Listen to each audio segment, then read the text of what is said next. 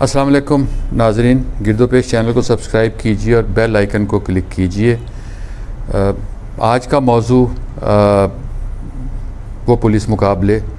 جو گزشتہ 2-4 روز کے دوران ہوئے اور جس میں شجاع آباد میں دلہن کے ساتھ زیادتی کے 2 ملزموں کو مبینہ پولیس مقابلوں میں زیر حراست ہلاک کیا گیا۔ یہ مقابلے ان کے بارے میں پولیس کے ایسے مقابلوں کے بارے میں بہت سی توجیہات پیش کی جاتی ہیں اور بہت سے لوگوں کا یہ خیال ہے کہ ہمارے ہاں اگر انصاف کا نظام ایسا ہے کہ جس میں فوری طور پر انصاف نہیں کیا جا سکتا تو پھر ایسے لوگوں کو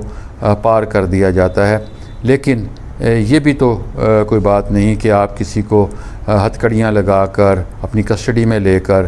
کسی جگہ پار کر دیں اور اس کو موت کے گھاٹ اتار دیں۔ اور کہانی ہمارے ہاں یہ ایک ہی ہوتی ہے۔ کہانی یہی ہوتی ہے کہ ملزم کو برآمدگی کے لیے لے جا رہے تھے اور راستے میں اس کے ساتھیوں نے حملہ کر دیا اور اپنے ہی ساتھیوں کی فائرنگ سے وہ مارا گیا۔ یہ واقعہ شجاع آباد کے قریب پیش آیا تھا، آج سے 9-10 روز پہلے کی بات ہے، اور ایک شادی والا گھر تھا جس میں دلہن کو ریپ کیا گیا تھا، زیادتی کا نشانہ بنایا گیا تھا۔ اس وقت جو پولیس تفتیش آئی تھی، اس پولیس تفتیش میں یہ بتایا گیا تھا کہ کچھ کالیں ٹریس ہوئی تھیں اور ان کالز جو تھیں وہ دلہن کے ساتھ ان لوگوں کی تھیں جو اب مبینہ طور پر ڈاکو قرار دے کر یا ریپسٹ قرار دے کے مار دیے گئے۔ پولیس نے یہ بتایا تھا کہ کچھ کالز ٹریلز ہوئی ہیں اور اس ساری واردات میں دلہن بھی ملوث ہے، لڑکی بھی ملوث ہے۔ اس بات میں کس حد تک حقیقت ہے ہم اس بارے میں کچھ نہیں کہہ سکتے، لیکن ان مقابلوں کو دیکھ کر مجھے یہ یاد آیا کہ یہ سٹائل جو ہے پولیس مقابلوں کا، یہ ہمیں شہباز شریف کے دور کی یاد دلاتا ہے۔ اور یہ شہباز شریف کے زمانے میں ہم نے ایسے بہت سے مقابلے دیکھے اور ایسے بہت سے مقابلوں کے ماہر پولیس والے جو تھے وہ ہم نے ان مقابلوں میں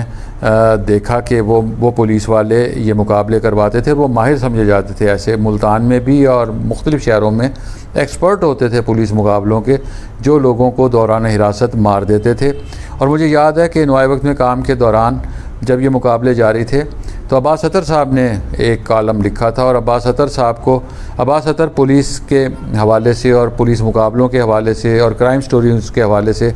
وہ ایک ایکسپرٹ سمجھے جاتے تھے۔ ان کے پنجاب پولیس کے ساتھ اور پرانے افسروں کے ساتھ اور لوگوں کے ساتھ بڑے روابط تھے، وہ بہت سی انسائٹ سٹوریز بھی دیتے تھے۔ عباس اطہر صاحب نے کو ایک زیر حراست ملزم نے جو غالباً کوٹ لکھپت جیل میں ہی تھا اور اس کا کسی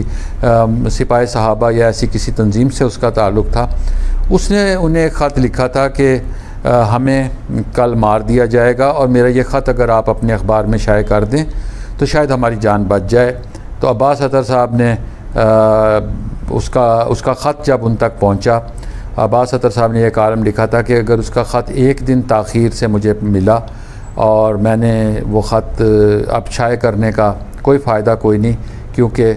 وہ اب موت کے گھاٹ اتارا جا چکا ہے۔ اس پر شہباز شریف صاحب کو تنقید کا نشانہ بھی بنایا گیا، عدالتوں نے بھی بعض مواقع پر یہ کہا، لیکن بات پھر وہی آ جاتی ہے کہ اگر ہمارے ہاں پولیس کا نظام ایسا ہے، عدالتوں کا نظام ایسا ہے کہ جس میں لوگوں کو انصاف نہیں ملتا اور پھر پولیس کو انصاف اور سزا و جزا کے معاملات اور بلکہ سزا کے معاملات اپنے ہاتھوں میں لینا پڑتے ہیں، تو یہ بہت افسوسناک۔ اور ایسا ایک اور واقعہ مجھے یاد آ گیا جو ملتان میں 90 کے عشرے کے دوران ایک ایسے ہی ملزم کو پولیس مقابلے میں مارا گیا تھا، کچھ لوگوں کو مارا گیا تھا اور پولیس اسے چھوڑ آئی تھی نشتر کے ڈیڈ ہاؤس میں مردہ سمجھ کر، اور جب فوٹوگرافر وہاں گئے تھے جن میں افضال نیازی فوٹوگرافر موجود تھے اور غضنفر شاہی صاحب اس زمانے میں کرائم رپورٹنگ کرتے تھے، افضال نے فوٹوگرافی کے دوران جب یہ کہا کہ یہ ملزم تو زندہ ہے اور اس کا پاؤں ہل رہا ہے جسے آپ نے مردہ سمجھ کر ڈیڈ ہاؤس میں ڈال دیا ہے، تو پھر پولیس کی دوڑیں لگ گئی تھیں اور پھر اس کی جان بچانے کے لیے جس طرح پولیس اس کو مارنے کے لیے سرگرم ہوئی تھی، پھر اس کی جان بچانا پولیس کی ذمہ داری آگے میں شامل ہو گیا تھا، اور اس کی نہ صرف یہ کہ پھر جان بچ گئی، وہ آج بھی زندہ ہے اور کسی جگہ محنت مزدوری کر رہا ہے۔ یہ ہے پولیس مقابلوں کی کہانی۔